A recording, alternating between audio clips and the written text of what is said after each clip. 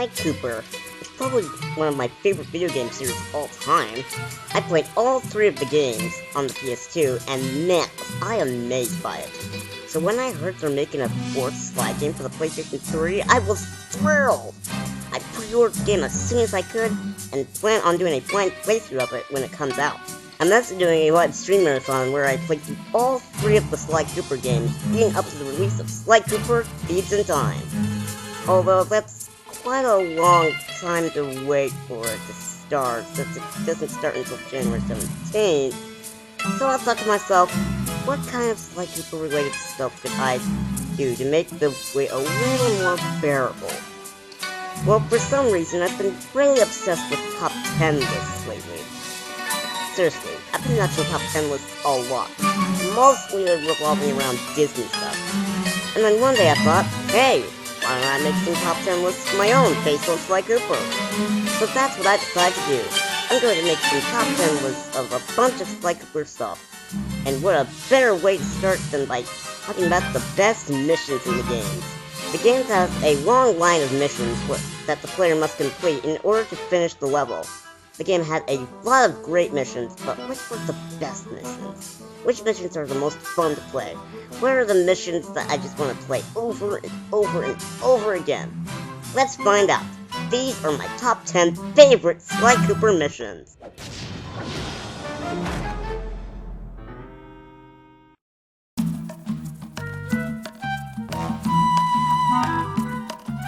Operation Thunderbreak from Sly 2. Sly 2 was the very first Sly Cooper game I've ever played. In fact, I think that's actually a lot of people's first Sly Cooper game. I remember my first time playing the game. The very second I picked up that controller, I was hooked. I loved every second of it, from the characters, to the gameplay, to the missions. It was awesome. But then I got to the Carmelita chase, and my mom's all like, time to do homework, and I was like, drat. So I did the sticking homework, and then I got back to playing, I was like, yay, woo, fun time, stealing, killing, yay! So you're probably wondering, what's this got to do with the mission? Well, here's the point I'm trying to get across. I think the reason why I like this mission so much is because it's the mission I remember the most from my first time playing the game. And when I think of this mission, I flash back to my childhood. On top of it being a great memory, there's a lot of other great things about it as well. For example, the music. Yes, the music you're hearing is from the mission, and you're going to find me playing music from the mission I talk about is going to come a regular thing throughout these top 10 lists. Anyway, the music fits the mission perfectly, and it's pretty catchy as well. And of course, there's the best part of the whole game in general, the gameplay. It is just awesome. In this mission, you don't just play as one character, you play as all 3 of the playable characters.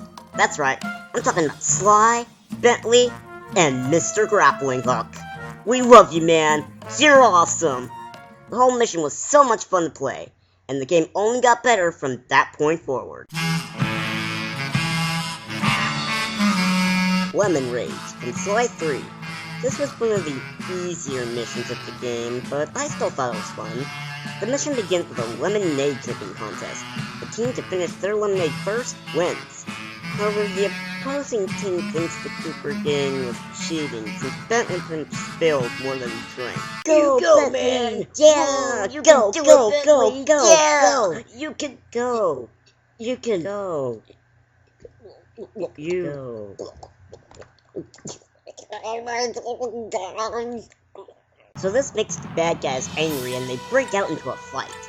As the fight goes on, you switch between the different team members, Bentley, Sly, and Murray. Mr. Grappling Hook was out sick that day, so he couldn't come. Sounds pretty exciting, huh? Well, it gets even better from there. After the fight, a giant dingo wearing the Mask of Dark Earth shows up, and the gang must fight him. Bentley and Murray help you stun him, so you can go in and attack him. And that's it. You beat the dingo, the mask gets away, and the mission ends. I really like this mission. The lemonade drinking contest is pretty easy, but everything else is action-packed and exciting. Too bad Mr. Grappling Hook isn't here to see this. Disguised Bridge from Sly 2. In this mission, Bentley has to destroy a bridge because... I don't know, maybe he hates bridges. We have to protect him while he places the bombs. The only problem? There's nowhere to hide on the bridge! But that doesn't stop our heroes, because Sly can break the statues surrounding the bridge and pose in their place. Once the guard passes by, take him out and do the same with the next guard.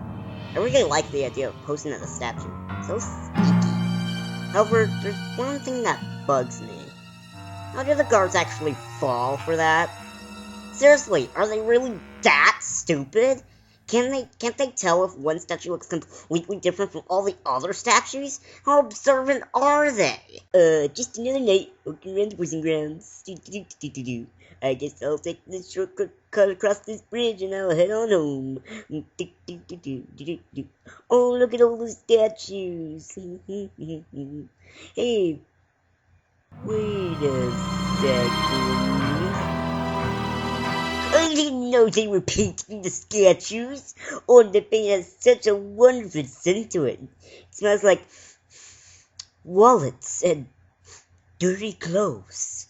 How wonderful! La la la la la la la la la. Idiot.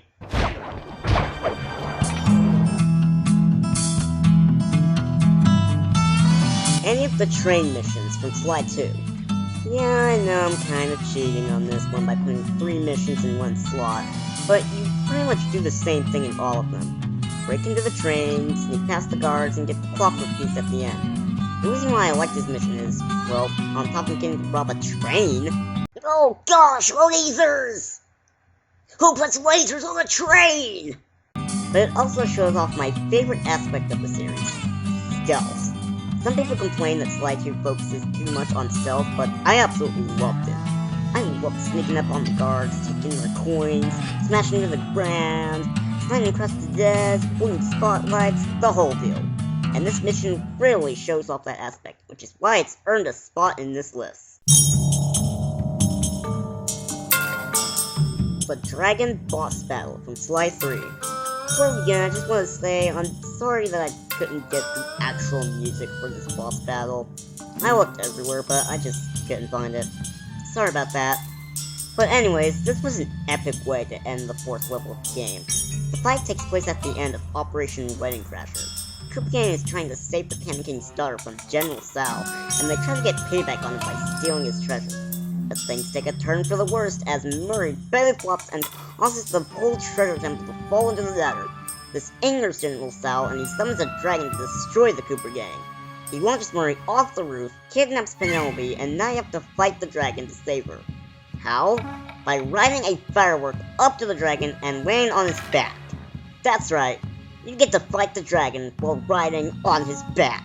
How awesome is that? So the dragon and Sal are defeated, and the gang gets the Panicking King's daughter to safety. An epic finale for an epic level. Operation High Road from Sly 2. General Sal's world had a pretty epic finale, but do you know whose world had an even more epic finale? The Contessa's world. The minute you step into her world, epic stuff starts to go down. Both worlds had a dark and gloomy feel to them. The Contessa locks up Sly, Murray, and Carmelita and plans to brainwash them. It actually takes 2 whole levels to save them all. So as we reach the end of the second Contessa world, it's the home stretch. It's time to save Carmelita and get the clockwork eyes. Bentley hacks the system and frees Carmelita. Everything's going great. Things go according to plan, just as Bentley's plans always do. But then, Neela shows up and runs off with one of the eyes. Sly chases after her, and eventually, Neela runs into a web. Smart.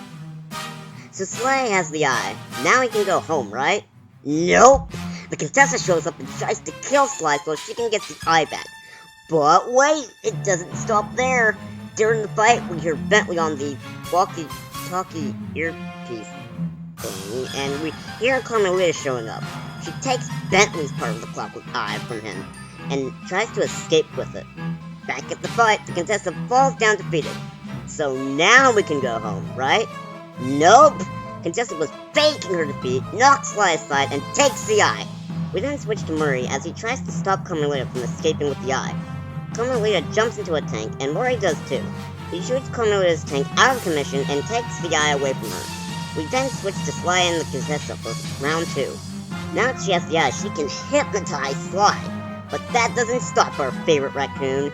Many hits later, the contestant really falls defeated, and the gang runs off with both eyes in hand.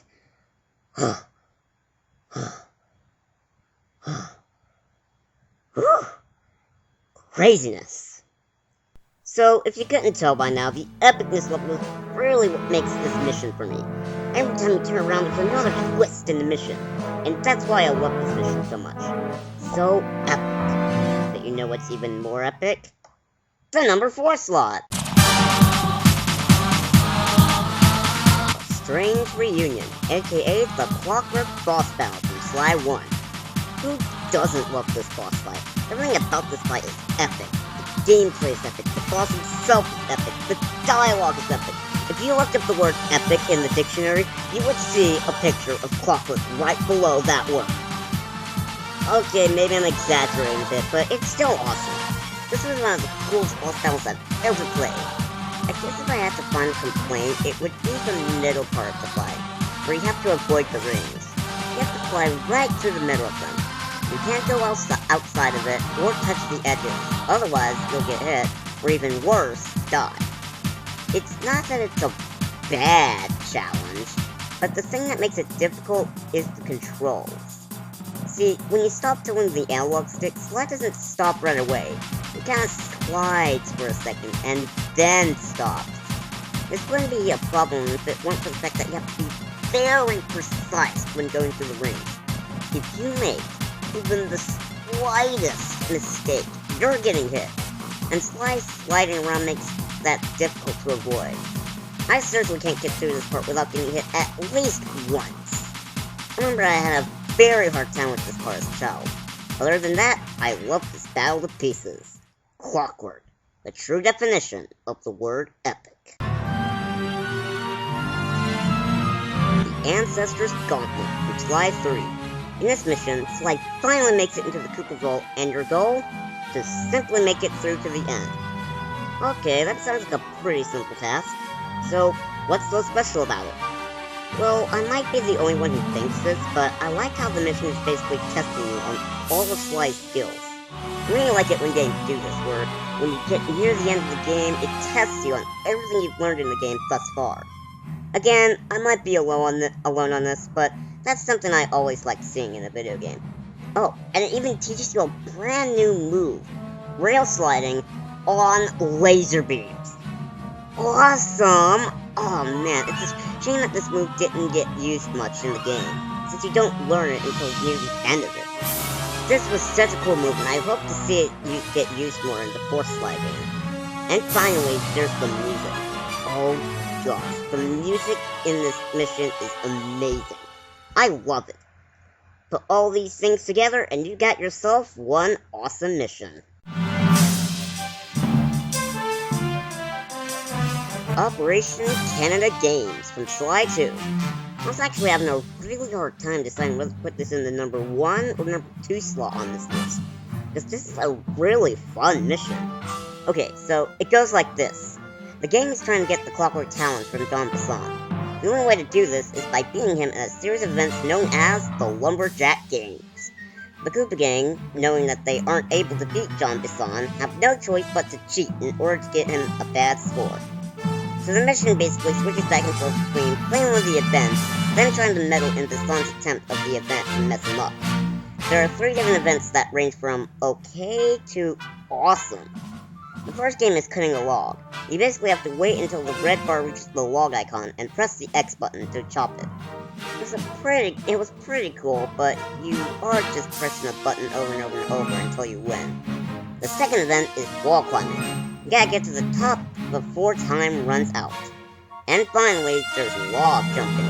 You have to jump from log to log while avoiding falling in the water. Sounds easy, right? It would be if the logs didn't sink in the water. In fact, how does that even happen? So eventually, Jean Bison realizes that they're cheating and knocks them out. Once they come to, you get to fight the Red Bull himself. And after defeating him, you race to the battery to begin the final world of the game. This was a really fun mission. You could play all these cool events and then cheat your butt off afterwards. And it all ends with a pretty cool boss battle. A really fun mission indeed. But as we all know, there can only be one number one. So without further ado, my number one favorite Sly Cooper mission is the General Sal boss battle from Sly 3. I know I already put a mission from Sal's World on here, but I don't care.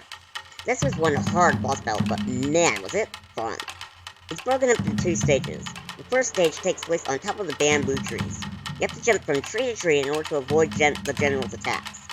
If you think that sounds normal, think again. Because you don't just jump to the trees, you flat out fly to the trees. I'm serious. Simply pressing the jump button makes Sly start soaring through the air in the direction you tilt the stick. And you can change directions in the air by pressing jump again. Isn't that cool? I remember how blown away I was when I played this as a kid. So after finishing the first stage, we moved to the ground for the second stage, where things get pretty difficult. Up until now, I've gone easy on you. But now you'll sample the ancient black arts of the family Tao! He's not kidding. Once you get to this bit, he's going at you all force. No mercy whatsoever. Although this bit is pretty hard, it's also pretty fun at the same time. And I actually didn't realize this until very recently when I played this battle again. Yeah, I died a few times, but I actually had a lot of fun. It's very fast-paced and action-packed. You gotta stay on your toes if you want to survive in this fight. Now, I found that this fight is a lot easier if you use the slow motion power-up, but I actually find it much more fun without the slow motion power-up. You get awesome bamboo soaring action followed by a hard but fun battle on the ground floor. It's challenging, exciting, and a whole lot of fun. And that's why this is my number one favorite Sly Cooper mission.